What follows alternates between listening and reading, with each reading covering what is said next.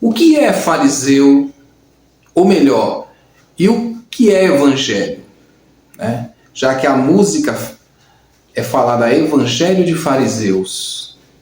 Eu nesse vídeo não vou colocar o vídeo dessa moça cantando Aimee, né? Até porque o assunto não é sobre ela. Eu quero usar esse tema, na verdade, que está fazendo tanto sucesso, que está sendo tão repercutido, mas porém, você sabe o que é fariseu? O que é evangelho? Evangelho de fariseus. Mas o que é evangelho e o que é fariseu? Vamos começar com fariseu? Mas antes disso eu queria fazer um pequeno comentário, pessoal.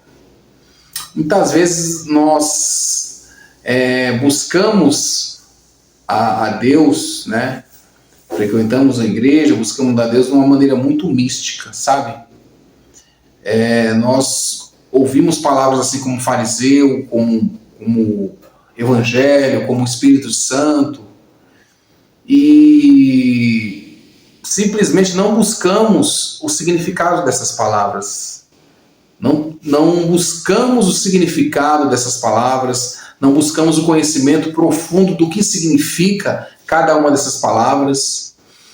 Lá no Evangelho de João, capítulo 8, versículo 12, o Senhor Jesus vai dizer assim: eu sou a luz do mundo. Aquele que me segue, ou seja, nós, não andarão nas trevas, mas terão a luz da vida. Tudo que é contrário à luz é trevas, é escuridão. E muitas vezes nós buscamos a Deus na escuridão. Exatamente isso. É doloroso falar isso, é doloroso ouvir isso, mas é exatamente isso. Quando eu comecei a minha jornada na igreja, a jornada de fé, eu ouvia palavras como evangelho, como fariseu, como Espírito Santo, Pentecostes, palavras assim. Eu achava que eram palavras místicas, né? Palavras mágicas, e não buscava o significado dessas palavras. Ou seja, eu estava na total escuridão, achando que estava na luz. Mas, meu querido, minha querida, a luz só chega a nós quando nós buscamos sair da escuridão. Ou seja, a revelação do Senhor vem para nós quando nós buscamos o Senhor, quando nós buscamos conhecer o Senhor. A palavra de Deus vai dizer assim, lá em 1 Coríntios, capítulo 13, versículo 12, vai dizer assim, que hoje nós o vemos como se por um espelho. Nós o conhecemos em parte, mas aí então, um dia nós o veremos e o conheceremos assim como nós somos conhecidos por ele. Nós hoje conhecemos o espelho como o espelho de vidro, né? O nosso reflexo nós vemos perfeitamente. Quando a gente se olha no espelho, a gente nos vemos perfeitamente, né? Mas naquela época não era assim. O vidro foi inventado cerca de vários séculos depois de Cristo, depois da época do primeiro século em qual o apóstolo Paulo viveu, na época que ele escreveu esse versículo. E como é que era o espelho na época? Como é que as pessoas se viam o seu reflexo na época? Era através do bronze, um metal, né? Bronze, e era o bronze polido. Eles poliam o bronze de modo que você conseguia, através do brilho do bronze, você via o seu reflexo, mas tudo meio embaçado. Não era perfeito assim como o vidro. Era tudo meio embaçado. Então, quando o apóstolo Paulo ele disse assim que hoje nós o vemos como por um espelho. Nós conhecemos a Deus como se por um espelho. Parte de Deus. Mas um dia o conheceremos perfeitamente. Assim como nós somos conhecidos. Deus nos conhece perfeitamente. Ele nos criou. E um dia nós o conheceremos dessa forma. Mas o processo de conhecer a Deus começa aqui. Buscando a Deus. Buscando conhecer profundamente a palavra de Deus. E o que é fariseu, afinal? Que é o tema desse vídeo. Fariseu, normalmente, quando nós ouvimos a palavra fariseu, nós lembramos de uma coisa ruim, né? De pessoas más, pessoas hipócritas, né? Você, por mais que você, às vezes, você que está vendo esse vídeo agora, você não seja da igreja, quando você ouve a palavra fariseu, não te traz uma conotação boa dessa palavra, né? E se eu te falar que é o contrário? Fariseu eram pessoas boas. Surpreso, né? Imagino que você deve ter ficado surpreso. Deixa eu te falar, primeiro, o que significa a palavra fariseu? Segundo, quem eram os fariseus? Duas coisas, duas perguntas. O que significa a palavra fariseu? Pessoal, cerca de 738 anos antes de Cristo, Israel foi invadido por um império chamado Império Assírio, que devastou Israel e levou Israel cativo como prisioneiros, né, de guerra. E o povo, nesse país, nesse império, o povo de Israel foi obrigado a aprender as línguas desse povo, foi obrigado a aprender as línguas desse povo, os costumes, adorar os deuses desse povo. Então, como preservar as leis de Deus, as leis que foram dadas por Deus através de Moisés, que o povo, centenas de anos já guardavam? Como? Havia uns homens que se reuniam em grupos e guardavam a lei de Deus. Eles faziam um trabalho de guardar a lei de Deus, né? De preservar toda a instrução que oralmente era passada de pai para filho sobre as leis. Que isso aí que você não sabe, quando Deus deu os 10 mandamentos para Moisés escrito, ele também deu instruções a Moisés, que foi passado que essas instruções não foram escritas, ela foi passada de pai para filho, foram transmitidas oralmente, ou seja, através de histórias de pai para filho, né? Depois, alguns séculos depois de Cristo, foi escrito todas as instruções num livro chamado Talmud, né? Um livro judaico chamado Talmud. Mas, enfim. Então, como preservar todas as leis, os costumes, a língua, o hebraico? Pequenos grupos de hebreus faziam trabalho, enfrentavam, poderiam ser mortos, né? Enfrentavam o opressor, o império opressor, buscavam preservar as leis, preservar a cultura, a língua, tendo risco de morte, tendo risco de serem mortos, serem perseguidos, mas mesmo assim enfrentaram toda aquela opressão do Império Assírio e preservaram. Israel saiu do cativeiro assírio e conseguiu preservar essas leis. E o nome que foi dado a esses homens, esse grupo de homens, era chamado de Parush, que quer dizer explicadores das leis. Explicador. A palavra Parush quer dizer explicação, ou explicadores. E aí depois, 530 anos mais ou menos antes de Cristo, cerca de 200 anos depois, Israel sofreu um novo ataque de um outro império chamado Babilônico, né?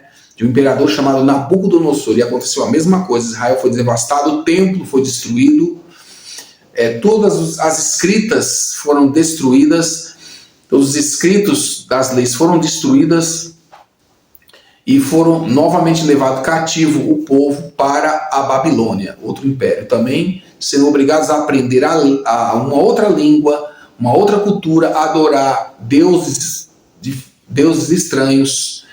Então esses mesmos homens continuaram com o trabalho de preservar as leis, a língua, né, a adoração a Deus. E um desses homens, para seu espanto, foi Daniel e os seus amigos, né? Daniel e os seus amigos, eles eram parush, explicadores, ou aqueles que guardavam a lei, né?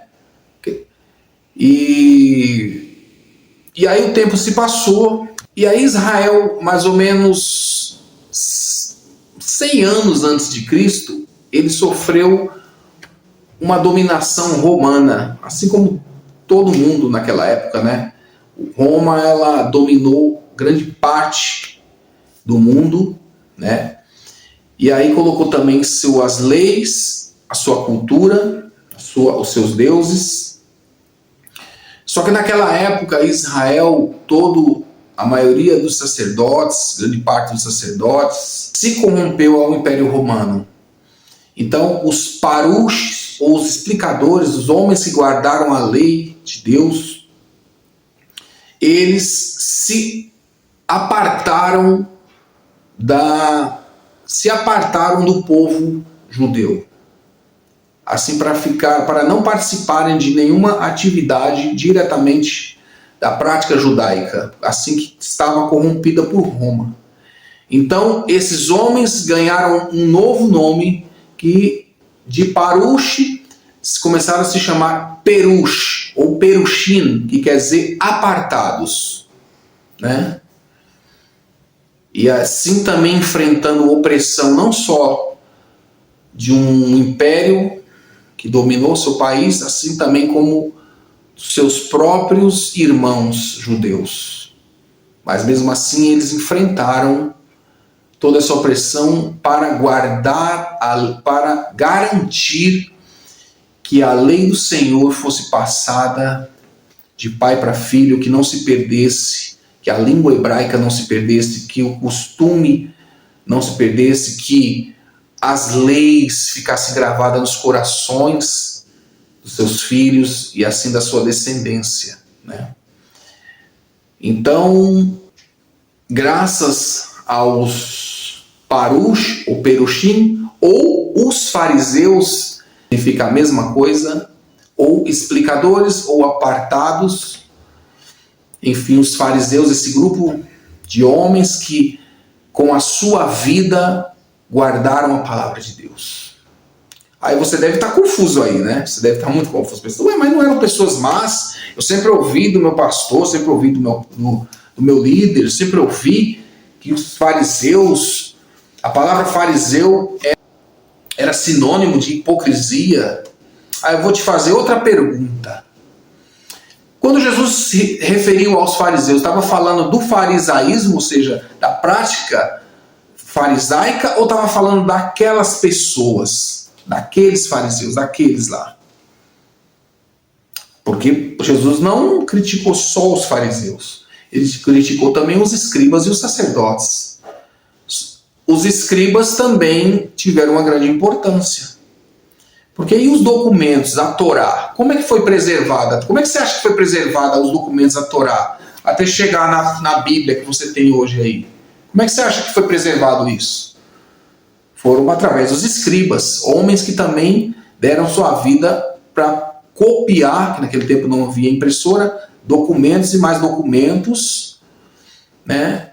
Foram através dos escribas que foram fiéis em copiar aqueles documentos, um trabalho muito minucioso, através dos escribas. Jesus criticou também os escribas e os sacerdotes também. Vou te fazer a pergunta de novo. Jesus, ele criticou os escribas de modo geral, ou criticou aqueles escribas? Criticou os sacerdotes de modo geral, ou aquelas pessoas? É uma pergunta.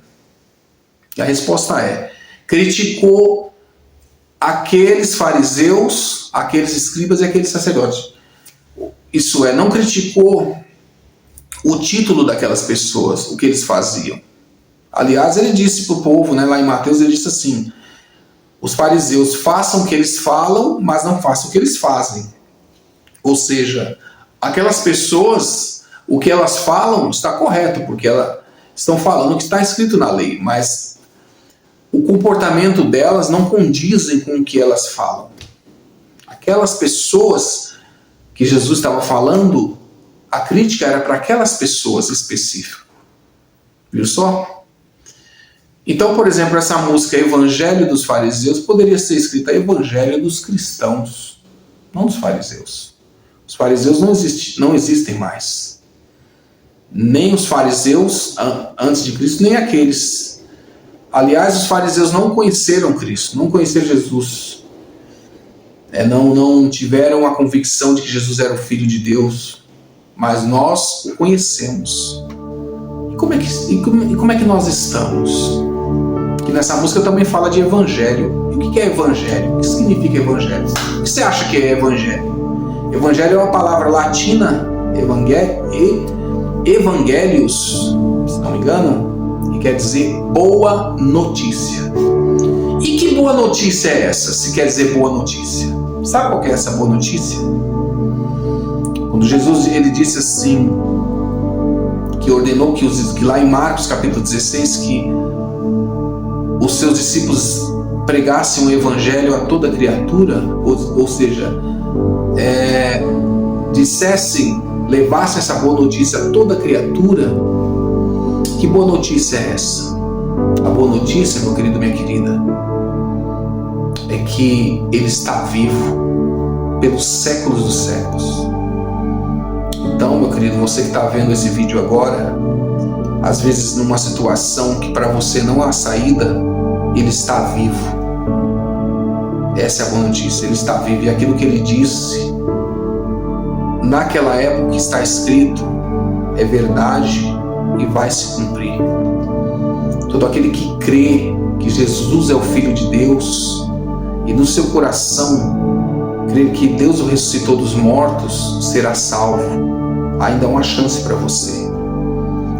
Evangelho, essa boa notícia, quer dizer que se você hoje confessar que Jesus é o teu Senhor, toda essa situação pode mudar. Evangelho é dizer que Ele não é uma religião, não. Ele é um caminho que nos leva a conhecê-lo, assim como nós somos conhecidos dele. Então, esse vídeo não é para criticar essa moça, como eu já vi várias críticas sobre ela. Aliás, ela tem a idade de ser minha filha, né? E uma boa voz, né? Uma música linda, só que sem ensinamento e sem evangelho. Ensinamento porque não te falou o que é fariseu. Agora você está sabendo o que é. E evangelho significa propósito, mostrar o caminho, mostrar a luz. É dizer para você, meu querido, você que agora parou nesse vídeo, que há chance para você. Evangelho é dizer para você agora, se você entregar os seus caminhos para o Senhor Jesus, largar o que você tiver que largar, se você de repente está num vício, e esse vício tem acabado com a sua família, com a sua saúde, com a sua dignidade, se você hoje, com os teus lábios, tomar a decisão de largar esse vício, ou seja, com os teus lábios não, com a sua atitude, largar esse vício, com teus lábios confessar que Jesus é o teu único Senhor, a droga não é o seu Senhor, sabe? A pornografia não é o seu Senhor, os vícios não são o seu Senhor, Deus é o seu Senhor, Jesus é o seu Senhor. Se hoje você confessar com os teus lábios que Jesus é o teu Senhor e no teu coração crer que Ele está vivo, essa é a boa notícia. Ele está aqui comigo e também está com você. Aí onde você está, você será salvo, ou seja, você o conhecerá assim como você já é conhecido dele, e por você ser conhecido dele, ele te alcançou. Amém, querido? Essa palavra tenha te abençoado, essa palavra tenha te fortalecido. Deus abençoe.